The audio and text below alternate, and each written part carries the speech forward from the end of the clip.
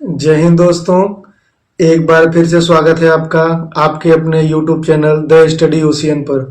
और दोस्तों आज हम लोग इंडियन ज्योग्राफी की एक और क्लास को एंजॉय करने वाले हैं। आज का हमारा जो चैप्टर है वह है भारत में जो सबसे महत्वपूर्ण पर्वत श्रेणी है हिमालय। तो जी हाँ दोस्तों, हम लोग आज हिमालय पर्वत श्रेणी के बारे में अध्ययन करने वाले हैं। आप लोग कॉपी और पेन लेकर के बैठ जाइए और जो जो इम्पोर्टेंट फैक्ट होगा नोट करते हुए चलिएगा। आज की क्लास में आपको बहुत मजा आने वाला है दोस्तों, ठीक है। तो चलिए स्टार्ट करते हैं आज की क्लास को। आज का हमारा जो टॉपिक है वह है हिमालय पर्वत श्रेणी, ठीक है। देखिए दोस्तों, हिमालय पर्वत श्रेणी है कहाँ पे? तो हिमालय देखिए ये इंडिया के नॉर्थ में है। ये जो है ये वाला जो पार्ट है ये इंडिया के नॉर्थ में, यहाँ पे हिमालय पर्वत है। यहाँ पे दोस्तों हिमालय पर्वत है, ठीक है। ये हिमालय पर्वत है और फिर ये हमारा पठारी क्षेत्र है, ठीक है। ये हमारा पठारी क्षेत्र है और बीच में मैदान है। तो पठार क्या होता है, कैसे होता है, ये सब हम आगे देखेंगे, ठीक है। आज हम लोग जो पढ़ेंगे उत्तर में दोस्तों हमारे जो हमारा देश है इसके सबसे नॉर्थ साइड में, सबसे उत्तर साइड में है ना। आप जाएंगे तो एक दीवार की तरह से हिमालय पर्वत है, बहुत ही ऊंचा, बहुत ही विशाल है। इसकी लंबाई भी कुछ ऐसी है कि ये उत्तर की जितनी भी एशिया का पार्ट है वह हमारे इंडिया को बिल्कुल अलग कर देता है ना। इसीलिए तो भारत को उपमहाद्वीप कहते हैं, ठीक है। तो यह हिमालय जो है वह एशिया से भारत को पृथक कर देता है, अलग कर देता है। हिमालय की लंबाई लगभग 2500 किलोमीटर है दोस्तों। यह एग्जाम में पूछा जाता है तो ये फैक्ट ध्यान रखेंगे। और यह वर्ल्ड की सबसे हाईएस्ट जितनी भी चोटियां हैं सब हिमालय के अंतर्गत आती हैं। जैसे आपने सुना होगा माउंट एवरेस्ट का नाम सुना होगा, कंचनजंगा का नाम सुना होगा आपने। इसके अलावा भी बहुत सारी चोटियां हैं, मकालू, मनसालू, धौलागिरी, अन्नपूर्णा, नंदा देवी, नंगा पर्वत, नामचा बरवा, ये सब इसी हिमालय की चोटियां हैं, है ना, यानी पीक है इसके। तो इनके बारे में हम लोग अध्ययन करेंगे। आज हम लोगों का जो पढ़ने का जो नजरिया होगा वह एक जनरल व्यू देखेंगे हम लोग, यानी हिमालय का एक हम लोग सामान्य परिचय देखेंगे, ठीक है। तो देखिए हिमालय जो है यह हमारे इंडिया के नॉर्थ साइड में, यहाँ पे देखिए ये वाला जो इस चित्र में आप देख पा रहे होंगे तो ये हिमालय है हमारा, ठीक है ना। यानी हिमालय के उत्तर में है और इसकी लंबाई कितनी है दोस्तों? 2500 किलोमीटर है। लंबाई इसकी 2500 किलोमीटर है और इसकी ऊंचाई सबसे ऊंची चोटी कितनी है? एवरेस्ट की सबसे ऊंची चोटी कितनी है? 8848 मीटर। और ये माउंट एवरेस्ट की ऊंचाई है और यही पूरे वर्ल्ड की सबसे ऊंची चोटी है। इसका मतलब हिमालय श्रेणी जो है ये पूरे वर्ल्ड में सबसे ऊंची है, क्योंकि सबसे ऊंची चोटी माउंट एवरेस्ट वो हिमालय का ही पार्ट है, नेपाल में है, ठीक है दोस्तों। तो ये इतना मतलब ये देखिए घिरा हुआ है, ठीक है, इंडिया को घेरे हुए है। और इंडिया इधर देखिए, इधर दक्षिण की ओर, तो इधर से तो समुद्र से घिरा हुआ है, ठीक है, आप पहले पढ़ चुके हैं। और यहाँ पे देखिए यहाँ पर भी पर्वतीय क्षेत्र है। इधर देखिए ये वाला पश्चिम में पर्वतीय क्षेत्र है, ये सब पर्वत है। तो यहाँ पे सुलेमान पर्वत है, किरथर पहाड़ी है, ये सब बहुत सारी पर्वतें हैं इस पाकिस्तान वाले क्षेत्र में। तो इसीलिए इंडिया जो है, इंडिया को उपमहाद्वीप कहते हैं, यानी इसका एशिया महाद्वीप से जो फिजिकली कांटेक्ट है वो थोड़ा सा हट करके, थोड़ा सा अलग होकर के है, ठीक है। तो यह बड़ा ही इंपॉर्टेंट रोल निभाता है हिमालय, है ना। हिमालय यहाँ पे उत्तर में है और ये बहुत ही इंपॉर्टेंट रोल निभाता है इंडिया के संदर्भ में, ठीक है। तो चलिए स्टार्ट करते हैं। इसकी लंबाई मैंने बताया 2500 किलोमीटर, इंपॉर्टेंट है, एग्जाम में पूछा जाता है। इसकी ऊंचाई 8848 मीटर जो माउंट एवरेस्ट की ऊंचाई है और ये वर्ल्ड की सबसे ऊंची चोटी है माउंट एवरेस्ट, ठीक है। इसके अलावा दोस्तों इसकी जो चौड़ाई है हिमालय की, कहीं पर 400 किलोमीटर की चौड़ाई है और कहीं पर 200 किलोमीटर की चौड़ाई है। ये अलग अलग डेटा मिलेगा आपको, एग्जैक्ट नहीं है, लेकिन आप एक एवरेज लेकर के चलिए कि 200 किलोमीटर से लेकर के 400 किलोमीटर तक की चौड़ाई हिमालय के पास है, ठीक है ना। चौड़ाई ऐसे चौड़ाई, ठीक है। तो चलिए इसका एक जनरल इंट्रोडक्शन देखते हैं। अच्छा, हिमालय की एक विशेषता है दोस्तों कि ये आपको पता होगा ना, इसका नाम हिमालय क्यों है? क्योंकि इतनी ऊंची चोटी है कि ये साल भर बर्फ से ढका हुआ होता है। बर्फ से ढका होने के कारण ही इसको हिमालय कहा जाता है। हिमालय संस्कृत के दो शब्दों हिम और आले से मिलकर के बना है। हिम का अर्थ बर्फ होता है और आले का अर्थ घर होता है, इसी से मिलकर के बना हुआ है। इसका मतलब यह है कि हिमालय जो है यह वर्ष भर बर्फ से ढका हुआ होता है। हिमालय पर्वत विश्व की सबसे ऊंची पर्वत श्रृंखला है। यह एशिया में स्थित है और 5 देश नहीं है दोस्तों, वैसे 7 देश है। भारत, नेपाल, भूटान, चीन, पाकिस्तान, ये तो हो गए 5 और प्लस 2 आप और ध्यान रखेंगे, एक अफगानिस्तान। मैं बताऊंगा वो ऑप्शन के रूप में आप लेकर के चलेंगे, ऑप्शन के ऊपर डिपेंड करेगा। अफगानिस्तान, अफगानिस्तान, और एक और याद रखेंगे म्यांमार, म्यांमार, ठीक है। इन 5 को तो आप एग्जैक्ट याद रखेंगे, ये जो 5 है इनको याद रखेंगे।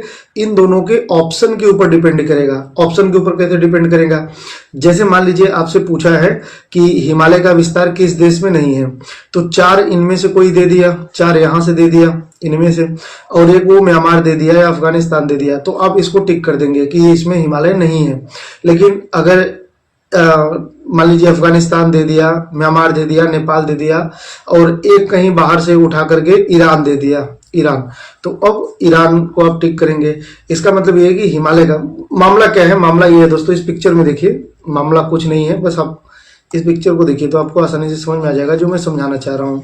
देखिए हिमालय, यहाँ पे देखिए ये जो हिमालय है पर्वत है, अब हिमालय पर्वत को ध्यान से देखिए, यहाँ पश्चिम में देखिए अफगानिस्तान दिखाई दे रहा है ना, यहाँ पे लिखा हुआ है अफगानिस्तान, तो देखिए अफगानिस्तान में भी ये गया हुआ है ना, गया हुआ है। लेकिन यहाँ पर इसका जो जो घूमा हुआ है ये पार्ट, ये दूसरे नाम से जाना जाता है, इसको यहाँ पे हिंदू कुश पर्वत कहते हैं। है ये हिमालय का ही पार्ट, लेकिन इसको हिंदू कुश पर्वत कहते हैं, इसलिए यह ऑप्शन के ऊपर डिपेंड करेगा, हिमालय का ही पार्ट है, ठीक है। और यहाँ पर भी देखिए ये ऐसे आकर के ये ऐसे घूम गया है, यहाँ पे पिक्चर में ऐसे आकर के ये हिमालय ऐसे घूम गया है, और इसको कहते हैं अराकान, तो ये भी हिमालय का ही पार्ट है अराकान, और इधर देखिए म्यांमार है। तो वास्तव में ये ऑप्शन के ऊपर डिपेंड करता है, ठीक है। अब इसकी भौगोलिक विशेषताएं हम लोग देख लेते हैं। तो हिमालय पर्वत 2500 किलोमीटर लंबा है, इसकी लंबाई जो है ये 2500 किलोमीटर है, और इसकी चौड़ाई 200 किलोमीटर से लेकर के 400 किलोमीटर तक है। इसका जो आकार है धनुषाकार है दोस्तों, ठीक है ना, थोड़ा धनुषाकार है ये, धनुषाकार इस सेंस में, या चापाकार भी कहते हैं। धनुषाकार इस सेंस में दोस्तों कि यहाँ पे देखिए ऐसे, ये ऐसे है हिमालय ना, इस तरीके से ये मुड़ा हुआ है, वो मत देखिए आप, ऐसे इस तरीके से ऐसे ये मुड़ा हुआ है, तो ठीक है ना। तो इस तरीके से ये क्या बन जाता है, एक धनुष की भांति बन जाता है, तो ये धनुषाकार है, ठीक है। ये चापाकार कहते हैं, एग्जाम में ये सब फैक्ट पूछा जाता है कथन कारण के तौर पे। तो हिमालय का आकार धनुषाकार है, और यह भारतीय प्लेट और यूरेशियन प्लेट के टकराव के कारण बना है ना। ये इसका निर्माण कैसे हुआ है ये हम लोग समझेंगे, अभी फिलहाल आप इसको नोट कर लीजिएगा, इसको याद कर लीजिएगा। नेक्स्ट क्लास में हम लोग हिमालय की उत्पत्ति के बारे में देखेंगे, तो ये आपको आसानी से समझ में आ जाएगा। हिमालय विश्व की सबसे युवा पर्वत श्रृंखला है, और यह अभी भी बढ़ रहा है। अच्छा, एक चीज ध्यान रखिएगा, अगर आपसे पूछेगा कि वर्ल्ड का सबसे नवीन पर्वत श्रेणी कौन सी है, सबसे नवीन पर्वत श्रेणी कौन सी है वर्ल्ड की, तो ये हिमालय पर्वत श्रेणी है, सबसे नवीन पर्वत है ना हिमालय। तो ये भी ध्यान रखेंगे, हिमालय पर्वत श्रेणी सबसे नवीन है, सबसे नई है, यानी कि सबसे बाद में बना हुआ है दोस्तों, ठीक है, ये भी ध्यान रखेंगे। और इसका जो ऊंचाई है वो अभी भी बढ़ रहा है, हिमालय की जो ऊंचाई है अभी भी ये बढ़ रहा है, इसमें अभी भी बढ़ोतरी हो रही है। इसमें सबसे ऊंची चोटियां हैं, जैसे माउंट एवरेस्ट वर्ल्ड की सबसे ऊंची चोटी है 8848, है ना। कंचनजंगा ये इंडिया में ही है, 85 कहीं पे इसकी ऊंचाई जो है 85-96 भी होता है, ठीक है, आदि है। यह उत्तर में तिब्बत चीन की ओर धीमा ढलान, जबकि दक्षिण में तीव्र ढलान रखता है, ठीक है ना। जैसे देखिए इस पिक्चर में यहाँ पे ये हिमालय दिखाई दे रहा है आपको, ये हिमालय है। तो अगर आप उत्तर की ओर जाएंगे, तिब्बत की ओर जाएंगे, तो ये सीढ़ी नुमा है ना, मतलब हिमालय से ही लगा हुआ ऐसे सीढ़ी नुमा है ये धीरे धीरे। और इंडिया की ओर आएंगे तो आप बहुत ही तीव्र ढलान मिलेगा आपको, कुछ इस टाइप से। इस मैप में देखिए यहाँ पे, अगर आप इधर तिब्बत की ओर जाते हैं, इसमें अगर आप तिब्बत की ओर जाते हैं, इधर चाइना की ओर जाते हैं, तो ये आपको सीढ़ी नुमा ढलान मिलेगा, ठीक है ना, धीरे धीरे। और इधर इंडिया की ओर आएंगे तो एकाएक बहुत तेजी से ढलान मिलेगा। हिमालय का जो लास्ट बॉर्डर है इसको शिवालिक श्रेणी कहते हैं, शिवालिक श्रेणी, और इसके बस दक्षिण में बहुत ही तीव्र ढलान है। तो ये भी एग्जाम में पूछा जाता है, तो ये ध्यान रखेंगे दोस्तों, ठीक है। अच्छा, इसको जो है उत्तर में उत्तल और दक्षिण में अवतल कहते हैं, ठीक है। ये पिक्चर देख लीजिए आप लोग। अब हिमालय जो है विश्व की 5वीं सबसे लंबी श्रेणी है। लंबाई की बात करेंगे तो यानी कि इसकी लंबाई लेंथ की बात करेंगे तो ये वर्ल्ड की सबसे 5वीं लंबी पर्वत श्रेणी है। सबसे लंबी पर्वत श्रेणी कौन सी है? एंडीज। और इसकी लंबाई कितनी? लंबाई इंपॉर्टेंट नहीं है, 7000 किलोमीटर की लंबाई है। तो ये एंडीज, एंडीज कहाँ पे है ये इंपॉर्टेंट है दोस्तों, ये आप नोट करते हुए चलिएगा। ये दक्षिण अमेरिका में है। दक्षिण अमेरिका एक महाद्वीप है, तो ये दक्षिण अमेरिका महाद्वीप में है। कई देशों में है, अभी देश इंपॉर्टेंट नहीं है, अभी केवल आप महाद्वीप लिख लीजिए। तो ये दक्षिण अमेरिका में है। दक्षिण अमेरिका के पश्चिमी तट पे अगर आप मैप में देखेंगे, वर्ल्ड का मैप होगा आपके पास, तो आप देखेंगे तो वहां पे दिखाई दे जाएगा आपको, ठीक है, कि एंडीज पर्वत जो श्रेणी है ये दक्षिण अमेरिका के पश्चिमी तट पे है। इसके अलावा रॉकी पर्वत श्रेणी यह उत्तरी अमेरिका में, इसकी लंबाई लगभग 5000 किलोमीटर है। यह उत्तरी अमेरिका में है, उत्तरी अमेरिका में है। फिर दक्षिणी ग्रेट डिवाइडिंग रेंज ये ऑस्ट्रेलिया में है। कहाँ पे है ये? ऑस्ट्रेलिया में। ग्रेट डिवाइडिंग रेंज ऑस्ट्रेलिया में है दोस्तों, ये भी याद करेंगे। फिर यूराल पर्वत, और यूराल पर्वत कहाँ पे है? तो यूराल पर्वत रूस में है। कहाँ पे है ये? रूस में। और जो यूराल पर्वत है दोस्तों, यह एशिया और यूरोप, जैसे इस तरीके से ये पर्वत है, तो इसके इधर एशिया है, एशिया है, और इसके इधर यूरोप है। और ये पर्वत जो है ये रूस में स्थित है, क्योंकि रूस आपको पता है एशिया में भी है और यूरोप महाद्वीप में भी है ना। रूस जो है वो 2 महाद्वीपों में फैला हुआ है, तो रूस में ही ये यूराल पर्वत स्थित है, ठीक है। इसकी लंबाई भी लगभग हिमालय जितनी ही है। यूराल पर्वत, इसकी लंबाई 2500 किलोमीटर है। तो किसी किसी किताब में जो यूराल है इसको हिमालय से छोटा बताया गया है, ठीक है। तो ये आपको परेशान नहीं करेगा, बस हिमालय के बराबर है लगभग, ये याद कर लीजिएगा। और हिमालय पर्वत श्रृंखला इसकी लंबाई 2400 किलोमीटर, कहीं पर 24, कहीं भी 2500 किलोमीटर लंबाई है, ठीक है। अब हिमालय की प्रमुख श्रेणियां देख लेते हैं। जो हिमालय है उसमें 3 प्रमुख श्रेणियां हैं। अच्छा मैं आपको बताऊं, पहले ये समझ लीजिए कि 3 प्रमुख श्रेणियां हैं। इसका मतलब क्या है? इसका मतलब ये है, अच्छा सबसे पहले पर्वत और पर्वत श्रेणियां क्या होता है तो वो ध्यान से समझिए। देखिए दोस्तों, अगर कोई एक ही ऐसे सिंगल है तो इसको हम लोग कहते हैं पर्वत है। ये क्या है? पर्वत। ये पर्वत है, माउंटेन है। लेकिन जब पर्वतों का एक चयन हो, एक ग्रुप हो, तो इसको हम लोग क्या कहते हैं? ये क्या है? ये पर्वत श्रेणी हो गया, ये पर्वत श्रेणी हो गया, ठीक है, पर्वत श्रृंखला हो गया। तो जो हिमालय है, हिमालय जो है ये इस पूरे एरिया में है ना पर्वत श्रृंखला का एक चयन है। और इसमें केवल एक ही श्रेणी नहीं पाई जाती है, एक श्रेणी पाई जाती है, फिर बीच में गैप पाया जाता है ना, गैप पाया जाता है। और फिर दूसरी पर्वत श्रेणी पाई जाती है, फिर बीच में गैप पाया जाता है, फिर तीसरी पर्वत श्रेणी पाई जाती है। इस तरीके से दोस्तों हिमालय जो है ये 3 श्रेणियों में विभक्त है, 3 श्रेणियों में विभक्त है ये, ठीक है। तो ये ध्यान रखिएगा। अच्छा सबसे ऊपर वाला है इसको छोड़ दीजिए अभी, है ना, इसको छोड़ दीजिए, ये वाला नहीं है। और 3 श्रेणियां, इसमें 4 दिया हुआ है, वो 4 आपको कंफ्यूज करेगा, वैसे कुछ है नहीं है, बस ये ट्रांस हिमालय को बना दिया है इसमें। अब ट्रांस हिमालय क्या है वो हम आगे देखेंगे। फिलहाल आपको क्या समझना है? आपको ये समझना है कि जो हिमालय है वह 3 श्रेणियों में विभक्त है। 3 श्रेणियों में विभक्त है। 3 श्रेणी कौन कौन से हैं? बृहद हिमालय, बृहद हिमालय या ग्रेटर हिमालय या महान हिमालय कहते हैं। दूसरा लघु हिमालय कहते हैं। और तीसरा शिवालिक हिमालय कहते हैं। शिवालिक हिमालय इधर लिख दूं मैं, है ना, बृहद हिमालय, बृहद हिमालय, फिर लघु हिमालय और फिर शिवालिक हिमालय, ठीक है दोस्तों। देखिए इन तीनों को सम्मिलित रूप से, ये जो तीनों हैं, ये जो तीनों हैं नीचे के तीनों हैं, बृहद हिमालय, लघु हिमालय और शिवालिक हिमालय, इन तीनों को ही सम्मिलित रूप से मुख्य हिमालय माना जाता है, ठीक है, मुख्य हिमालय माना जाता है। इसी एरिया में ये वाला जो पार्ट है इसी को हिमालय माना जाता है। और हिमालय में ये 3 श्रेणियां हैं, बृहद हिमालय, लघु हिमालय और शिवालिक श्रेणी, ठीक है। तो ये 3 लाइन बना हुआ है, ये आप समझिए। तो ये वाला क्या है? ये जो है ये हिमालय के उस पार पर्वतों का एक चयन है, ये अस्त व्यस्त है, ये टूटे फूटे अवस्था में है, ठीक है ना। तो इसको हम लोग क्या कहते हैं? इसको हम लोग ट्रांस हिमालय कहते हैं, ट्रांस हिमालय। ट्रांस हिमालय के बारे में हम लोग आगे पढ़ेंगे। तो ये ट्रांस हिमालय है। यही जो ट्रांस हिमालय है, इंडिया में इसे ट्रांस हिमालय कहते हैं। और यही पर्वत जब तिब्बत वाले क्षेत्र में जाता है तो वहां पे इसे कैलाश पर्वत के नाम से जाना जाता है, ठीक है।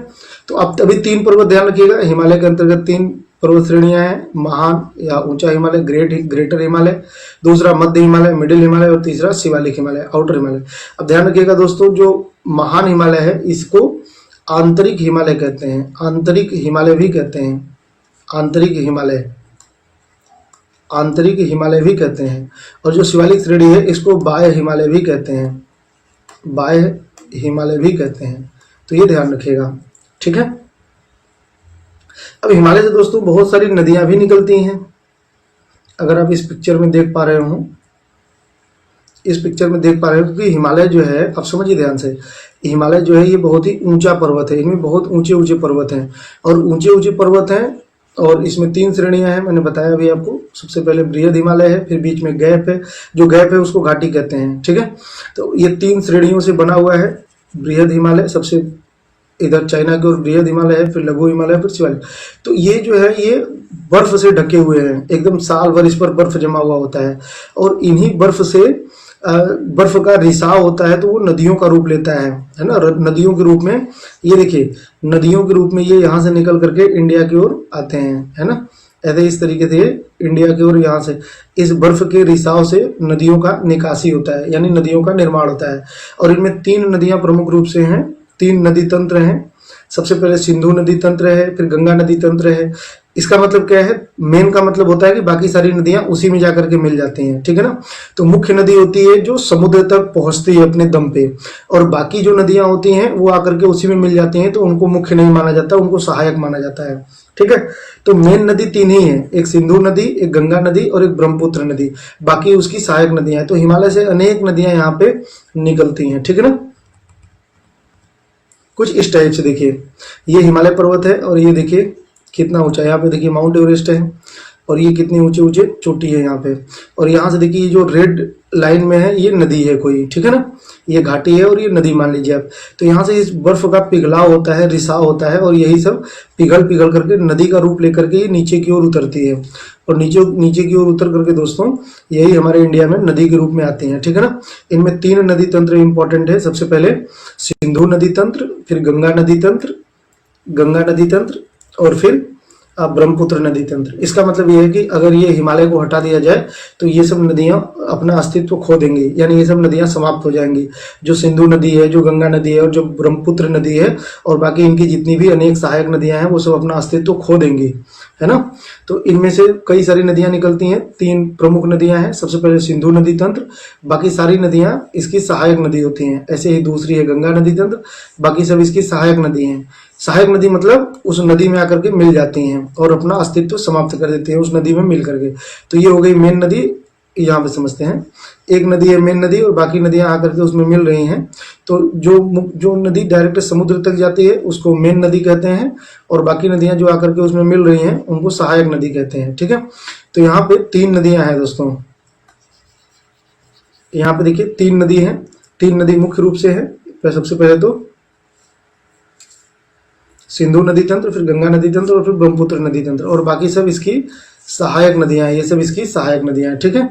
तो 3 नदी तंत्र है जो हिमालय क्षेत्र से निकलती हैं।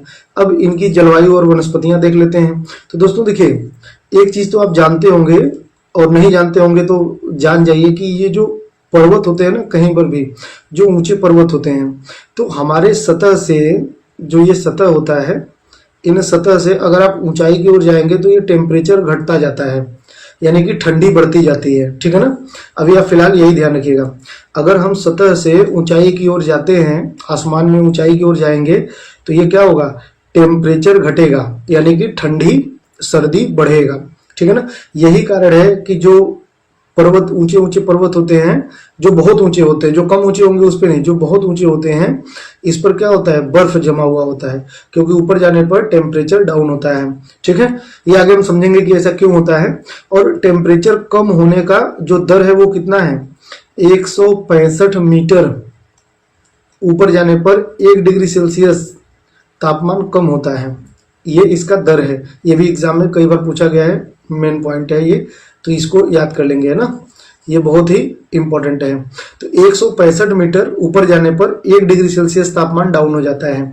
या ऐसे भी याद कर लीजिएगा इसको कि 1 किलोमीटर 1 किलोमीटर ऊपर जाने पर 1 किलोमीटर ऊपर जाने पर लगभग 6.5 डिग्री सेल्सियस तापमान कम होता है।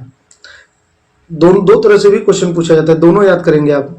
पहला तो 165 मीटर ऊपर जाने पर 1 डिग्री सेल्सियस तापमान कम होता है, और दूसरा 1 किलोमीटर ऊपर जाने पर 6.5 डिग्री सेल्सियस तापमान डाउन होता है।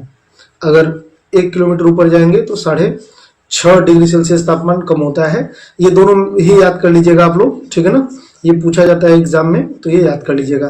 तो दोस्तों यही वजह है कि जब पर्वत बहुत ऊंचे होते हैं तो इस पर बर्फ जम जाता है, क्योंकि टेम्परेचर डाउन हो जाता है। और इसीलिए हिमालय में एक ही जगह है, ये हिमालय का एक ही स्थान है। आप ऐसा नहीं कि ग्लोब पर या पृथ्वी पर कहीं भ्रमण कर रहे हैं, आप हिमालय वाले क्षेत्र में ही हैं, लेकिन वहीं पर अगर हिमालय के निचले एरिया में रहेंगे, है ना, अगर आप हिमालय के अगर जैसे ये हिमालय पर्वत हो गया, अगर आप निचले स्थान पे रहेंगे तो आपको कम ठंडी लगेगी, और ऊपर जाएंगे तो ज़्यादा ठंडी बढ़ती चली जाएगी, और एकदम हिमालय के शिखर पर रहेंगे तो बहुत ही ठंडा एरिया है दोस्तों, ठीक है। और यही कारण है कि यहाँ का वनस्पतियां भी, यहाँ पे जो वनस्पतियां पाई जाती हैं वो भी इसी जलवायु का अनुसरण करती हैं। तो जलवायु अलग अलग पाया जाता है, इसीलिए वनस्पतियां भी अलग अलग पाई जाती हैं। ये वनस्पतियों के चैप्टर में हम समझेंगे। फिलहाल समझिएगा, हिमालय ऊंचाई के अनुसार जलवायु बदलती रहती है। निचले इलाके में उपोष्ण कटिबंधीय वन पाया जाता है, मध्य भाग में समशीतोष्ण वन पाया जाता है। ये अभी आप या तो याद कर लीजिए या तो पेशेंस बना के रखिए, जब हम वनस्पतियां पढ़ेंगे तो वो वनों के प्रकार में हम समझेंगे, ठीक है। और या तो अभी याद कर लीजिए, ऊंचाई वाले स्थानों पर अल्पाइन वन, सबसे ऊपर सबसे ऊंचाई पर यहाँ पे जो पाया जाता है वो टुंड्रा वन या अल्पाइन वन पाए जाते हैं, ठीक है। यहाँ पर पाए जाने वाले प्रमुख वृक्षों में देवदार, चीड़, भोजपत्र ये सब पाए जाते हैं, जो बड़े ही यूनिक हैं, ठीक है। जैव विविधता, हिमालय में कई दुर्लभ और संकटग्रस्त प्रजातियां भी पाई जाती हैं, है ना। यहाँ पर बहुत तरह की वनस्पतियां और बहुत तरह के जीव जंतु पाए जाते हैं दोस्तों। जैव विविधता क्या होता है? जैव विविधता मतलब होता है जीवों की वैरायटी, मतलब विविध प्रकार के, अलग अलग प्रकार के कितने जीव जंतु पाए जाते हैं, उसको जैव विविधता कहते हैं, बायोडाइवर्सिटी, ठीक है। तो हिमालय में कई दुर्लभ और संकटग्रस्त, दुर्लभ मतलब हिमालय के अलावा वो कहीं और नहीं मिलते, और संकटग्रस्त मतलब वो खत्म होने वाले हैं, अब उनका अस्तित्व इस पृथ्वी से समाप्त होने वाला है। ऐसे बहुत सारे जीव जंतु हिमालय वाले क्षेत्र में पाए जाते हैं, और इसीलिए ऐसे जीवों के बारे में आपसे पूछा जाता है। देखिए हिमालय में आपको लगता होगा कि सर जी इतना डिटेल में क्यों बता रहे हैं, वन लाइनर क्यों नहीं बता रहे हैं। दोस्तों इससे पहली बात की इंटरेस्ट बनता है, और दूसरी बात ऐसे पढ़ने पे हमें याद रहता है। अगर हमें उसके साथ एक इंफॉर्मेशन भी ऐड होता है तो हमें आसानी से याद रहता है लंबे समय तक, ठीक है। जैसे आपसे एग्जाम में पूछा जाता है स्नो लेपर्ड, है ना, स्नो लेपर्ड यानी कि जो हमारा बर्फीला वो होता है लेपर्ड, तेंदुआ, हिम तेंदुआ कहते हैं इसको हिंदी में। तो ये आपसे पूछा जाता है कि ये किस नेशनल पार्क में पाया जाता है। अब 4 नेशनल पार्क दे देगा आपको और कहेगा कि जो स्नो लेपर्ड है यानी हिम तेंदुआ है ये किस नेशनल पार्क में पाया जाता है। तो ये आपको ध्यान रखना है कि ये हिमालयी क्षेत्र में ही पाया जाएगा, जब भी पाया जाएगा हिमालयी क्षेत्र में पाया जाएगा। तो हिमालय में ही अगर कोई नेशनल पार्क होगा तो वहीं पर ये पाया जाएगा। तो हिमालय में 3-4 नेशनल पार्क हैं ऐसे जो इंपॉर्टेंट हैं। तो ये जो है हेमिस नेशनल पार्क में पाए जाते हैं। हेमिस कई जगहों में पाए जाते हैं, लेकिन हेमिस के लिए ये प्रसिद्ध है। हेमिस नेशनल पार्क जो है दोस्तों ये लद्दाख में है। कहाँ पे है ये? लद्दाख में। तो ये ध्यान रखिएगा, हेमिस नेशनल पार्क ये लद्दाख में है, ठीक है। और ये इंडिया का सबसे बड़ा नेशनल पार्क है। नेशनल पार्क क्या होता है? जीव जंतुओं के संरक्षण के लिए सरकार क्या करती है? घेरा बना देती है। यानी कि यहाँ के जो जीव जंतु होंगे दोस्तों, यहाँ पे अगर कोई जीव जंतु पाए जाएंगे इस एरिया में तो इधर सामान्य गतिविधियां प्रतिबंधित होती हैं, यानी आप इस एरिया में नहीं जा सकते, है ना, इस बॉर्डर के भीतर नहीं जा सकते। तो सरकार ऐसे एरिया को घेर देती है जीव जंतुओं के संरक्षण के लिए, उसे नेशनल पार्क के नाम से जानते हैं। कई तरह के होते हैं, ये अभयारण्य होते हैं, नेशनल पार्क होते हैं, टाइगर रिजर्व होते हैं, पक्षी रिजर्व होते हैं, बहुत तरह के होते हैं। तो मैंने अभी आपको बताया कि जो स्नो लेपर्ड है यह हेमिस नेशनल पार्क में पाया जाता है, और जो हेमिस नेशनल पार्क है ये कहाँ पर है? ये लद्दाख में है। और स्नो लेपर्ड बहुत ही इंपॉर्टेंट है, बहुत बार ये पूछा गया है दोस्तों, ठीक है ना। तो ये याद कर लेंगे, हेमिस नेशनल पार्क में है, और हेमिस नेशनल पार्क इंडिया का सबसे बड़ा नेशनल पार्क है, ठीक है। रेड पांडा, वहीं पर रेड पांडा भी पाया जाता है उधर। इसके अलावा इधर नामदफा नेशनल पार्क है, उस एरिया में भी है। तो अच्छा, एक और है, ये भी ध्यान रखेंगे, नामदफा नेशनल पार्क, ठीक है ना दोस्तों, नामदफा नेशनल पार्क। ये भी बहुत बार पूछा जाता है कि नामदफा नेशनल पार्क कहाँ पाया जाता है, कहाँ स्थित है, नामदफा नेशनल पार्क कहाँ स्थित है। तो ये कहाँ स्थित है, ये स्थित है दोस्तों, अरे भाई, अरुणाचल प्रदेश में। अरुणाचल प्रदेश याद करेंगे आप, अरुणाचल प्रदेश, ठीक है। अरुणाचल प्रदेश में जो हिमालयी क्षेत्र में ही है, हिमालय वाला ही पार्ट अरुणाचल प्रदेश में भी है। तो वहां पर एक नेशनल पार्क है नामदफा, वहां पर पाया जाता है, ठीक है ना। ये रेड पांडा भी पाया जाता है वहां पे। उड़ने वाली गिलहरी, एग्जाम में कई बार पूछा गया है कि उड़ने वाली गिलहरी कहाँ पाई जाती है, तो ये नामदफा नेशनल पार्क में ही पाई जाती है, ठीक है। उड़ने वाली गिलहरी भी इसमें ऐड कर लीजिएगा। इसके अलावा कस्तूरी मृग या स्टैग कहते हैं या कस्तूरी मृग कहते हैं, ये भी, ये मतलब जम्मू कश्मीर में है, जम्मू कश्मीर में पाई जाती है दोस्तों यह। और जम्मू कश्मीर में भी कई सारे नेशनल पार्क हैं। यह दुनिया के सबसे महत्वपूर्ण जैव विविधता वाले स्थानों में से एक है, जो हमारा हिमालय क्षेत्र है। और हिमालय का सांस्कृतिक और धार्मिक महत्व भी है, ये आपको याद नहीं करना है, बस यहाँ पे एक चीज बस ऐसे ही समझ लीजिए इसको। हिंदू धर्म में हिमालय का काफी पवित्र माना जाता है। हिमालय, अच्छा, हिमालय का दोस्तों, हिमालय के बारे में बताऊं कि हिमालय को वैदिक ग्रंथों में भी इसका नाम मिलता है। ऋग्वेद में इसका नाम मुजवंत मिलता है, मुजवंत, मुजवंत। आपसे पूछा जाएगा मुजवंत पर्वत, मुजवंत पर्वत वर्तमान में किस पर्वत का नाम है, कि मतलब उस समय किस पर्वत का नाम था मुजवंत पर्वत, जो आज में स्थित है। तो आज का जो हिमालय है, जो ये हिमालय है, इसी को वैदिक काल में मुजवंत पर्वत, इसकी कोई चोटी थी तो उसकी पहचान की गई है मुजवंत पर्वत के रूप में। तो वैदिक ग्रंथों में हिमालय के कई चोटियों का नाम मिलता है, तो इसलिए ये हिंदू धर्म में हिमालय को काफी पवित्र माना जाता है और इसे देवताओं का निवास स्थान कहा जाता है। इनफैक्ट मैं बताऊं कि हिमालय में, हिमालय का ही जो ट्रांस हिमालय, हिमालय के उस पार वाला जो एक पर्वत है जिसे कैलाश पर्वत के नाम से जाना जाता है, उसे तो ये माना जाता है कि वह भोलेनाथ का निवास स्थान माना जाता है। हिंदुओं में जो शिव जी हैं उनका निवास स्थान, तो कैलाश पर्वत, कैलाश पर्वत, और ये हिमालय का ही पार्ट है कैलाश पर्वत, है ना। तो हिंदुओं में इसका बहुत ही महत्व है, जो हमारा हिमालय पर्वत है, ठीक है। इसे देवताओं का निवास कहते हैं, जो हिमालय पर्वत है इसे देवताओं का निवास कहते हैं। इस एरिया में दोस्तों, हिमालय वाले क्षेत्र में देखिए कैलाश पर्वत है जो तिब्बत में, वर्तमान में ये इंडिया में नहीं है, ये तिब्बत वाले क्षेत्र में है, यानी चीन वाले क्षेत्र में। अमरनाथ गुफा है, ये जम्मू कश्मीर में है। इसके अलावा बद्रीनाथ है, उत्तराखंड में है। केदारनाथ है, ये भी उत्तराखंड में है। इसके अलावा वैष्णो माता मंदिर, वैष्णो माता मंदिर, वैष्णो माता मंदिर, ये भी जम्मू कश्मीर में है, ये भी तिब्बत वाले क्षेत्र में है। तो ये ध्यान रखेंगे, ठीक है ना। एक मुस्लिम तीर्थ स्थान भी है जिसे चरार ए शरीफ कहते हैं, चरार ए शरीफ, चरार ए शरीफ कहते हैं दोस्तों। तो ये ध्यान रखिएगा कि ये भी हिमालय वाले क्षेत्र में है। तो हिमालय में सांस्कृतिक और धार्मिक महत्व भी है इसका, ठीक है। आर्थिक और पर्यावरणीय महत्व भी है। हिमालय कृषि, जल विद्युत योजनाओं, पर्यटन और खनिज संसाधनों का मुख्य स्रोत है। ये भी आपको नोट नहीं करना है, ये केवल आपके समझने के लिए, ठीक है ना। यहाँ से बहुत तरह के जल विद्युत योजनाओं का निर्माण किया गया है। जैसे जम्मू कश्मीर में बहुत सारे हैं, सलाल, बगलिहार, दुलहस्ती, है ना, तुलबुल, उरी, झेलम, मतलब बहुत सारे, किशनगंगा, ऐसे बहुत सारी जल विद्युत परियोजनाओं का निर्माण किया गया है। तो बहुत इंपॉर्टेंट है ये जल विद्युत परियोजनाओं के लिए, एग्जाम में हमेशा पूछा जाता है। और पर्यटन के लिए बहुत ही इंपॉर्टेंट है, पर्यटन स्थल बहुत सारे हैं इसी हिमालय क्षेत्र में, वो हम आगे समझेंगे। अभी मैं आपको एक जनरल व्यू दे रहा हूँ हिमालय का, ठीक है ना। और खनिज संसाधन की दृष्टि से भी ये बहुत इंपॉर्टेंट है, लेकिन बहुत सेंसिटिव है। सेंसिटिव मीन्स कि इसका हिमस्खलन होता रहता है, यानी कि ये टूट टूट करके अंदर से बहुत कमजोर है, ये दरकता रहता है, सरकता रहता है और टूटता रहता है। यह भारत एवं अन्य पड़ोसी देशों के लिए जलवायु नियंत्रण की भूमिका निभाता है, ये बड़ा ही इंपॉर्टेंट है दोस्तों। देखिए, ये जो हिमालय पर्वत है, ये जो हिमालय पर्वत है, इसके बारे में समझिएगा कि यह भारत का जलवायु विभाजक माना जाता है, जलवायु विभाजक माना जाता है। इसे जलवायु विभाजक क्यों माना जाता है? क्योंकि ये इतना ऊंचा है, दीवार की तरह काम करता है।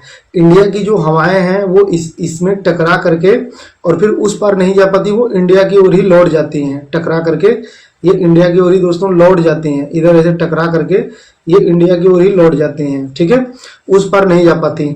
और उधर से जो ध्रुवीय हवाएं आती हैं, जो साइबेरिया वाले क्षेत्र से रूस से आती हैं, वो भी ऐसे टकरा करके दोस्तों वापस लौट जाते हैं, ठीक है। तो ये मतलब जलवायु विभाजक है, इसीलिए हमारे यहाँ ठंडी में बहुत ज्यादा ठंडी नहीं पड़ता, जबकि चीन में बहुत भयंकर ठंडी पड़ता है। ये हिमालय की उस पार वाले क्षेत्रों में बहुत भयंकर ठंडी, इधर इधर बहुत भयंकर ठंडी पड़ता है। क्यों?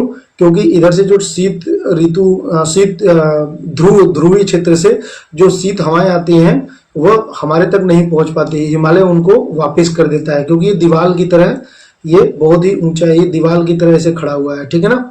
अब सोचिए लगभग 9 किलोमीटर की ऊंचाई है, 8,848 मीटर है, तो लगभग 9 किलोमीटर जितनी ऊंचाई है, ठीक है ना। तो ये जलवायु विभाजक का काम करता है, ठीक है ना। इसके अलावा चुनौतियां भी हैं हिमालय को लेकर के कि जलवायु परिवर्तन के कारण ग्लेशियर बहुत तेजी से पिघल रहे हैं। जलवायु परिवर्तन क्या है? मतलब मौसम, जो स्थायी मौसम होता है कहीं का, तो उसको जलवायु कहते हैं। और उस जलवायु का बहुत तेजी से विघटन हो रहा है, बहुत तेजी से परिवर्तन हो रहा है, जिसकी वजह से ग्लेशियर, हिमालय के जो ग्लेशियर हैं बहुत तेजी से पिघल रहे हैं। पिघलने की वजह से क्या हो रहा है कि गर्मियों में जो ये हिमालय से निकलने वाली नदियां हैं उनमें जल की मात्रा बहुत तेजी से बढ़ जा रहा है।